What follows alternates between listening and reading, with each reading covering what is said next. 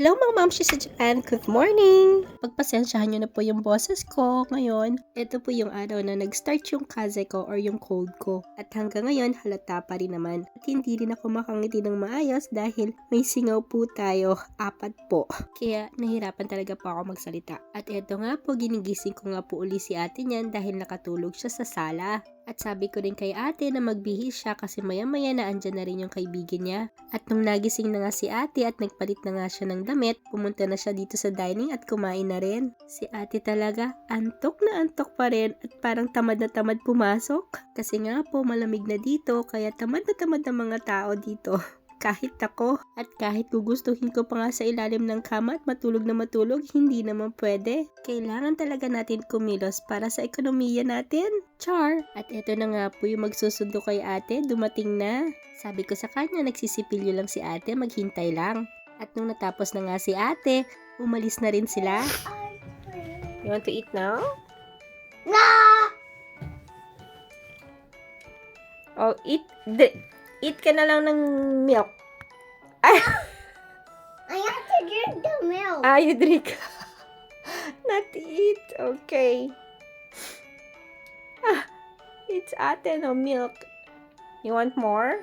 At ayun nga, natawa nga sa akin si Bunso kasi mali yung pagkasabi ko na sabi ko sa kanya, kainin niya yung milk. Hindi daw kinakain yun, iniinom daw. At eto nga, nilagay ko na yung mga plato sa platera namin. Si daddy nga pala naghugas kagabi. Kasi nga nakatulog na ako ng maaga at saka medyo masama na rin yung pakiramdam ko nun. Si daddy, pag alam niyang hindi ko kaya, kumikilos na siya kahit hindi niya sabihin sa akin. At eto nga, ginawan ko na si daddy ng obento or yung baon niya. At nilagay ko na rin sa kanyang bag para hindi niya na makalimutan. At higit sa lahat, yung yakapsul. Char! Magtitrend pa rin si daddy niyan kasi hindi pa maayos yung kanyang bike. At sinabay na rin pala ni daddy yung basura para itapon. What?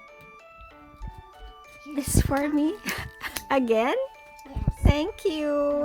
Ang sweet talaga ni Bunso. Lagi niya ako binibigyan ng flower. At kinalaunan, eto nga si Bunso, nakatulog na pala siya. Hindi namin masusundo si ate. Nag-request pa naman si ate. Si Bunso, tulog siya ngayon. Baka magalit si ate. Paano namin masusundo kung tulog si Bunso?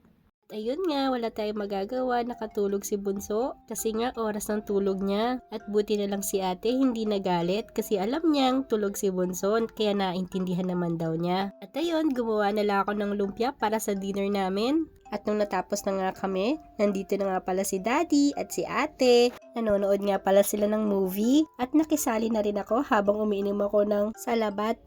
At ayun nga, nag-overthink ka ba? Sa totoo lang, pagod ka na. Pagod ka na kakaisip kung paano mo pa maitatama ang iyong nakaraan. Pagod ka na kakaisip kung ano ang kahihitnatnan ng iyong kinabukasan. Pagod ka na kakaisip kung paano mo pa aayusin ang mga problemang kasalukuyan. Lubos kitang naiintindihan, isang mahigpit na yakap sa ating pinagdadaanan. Kung may pwede kang makakwentuhan, sige lang. Kung may pwede kang yakaping unan, sige lang. Kung may pwede ka lang pagkaabalahan, sige lang. Pero ang paglapit sa Diyos ang huwag na huwag mong kalilimutan. Dahil anuman ang hindi sigurado sa iyong isipan, naroon na siya sa iyong nakaraan, kasalukuyan, at kinabukasan. Isuko mo sa Kanya ang lahat ng hindi mo maintindihan. Isuko mo sa Kanya ang lahat ng kabigatan.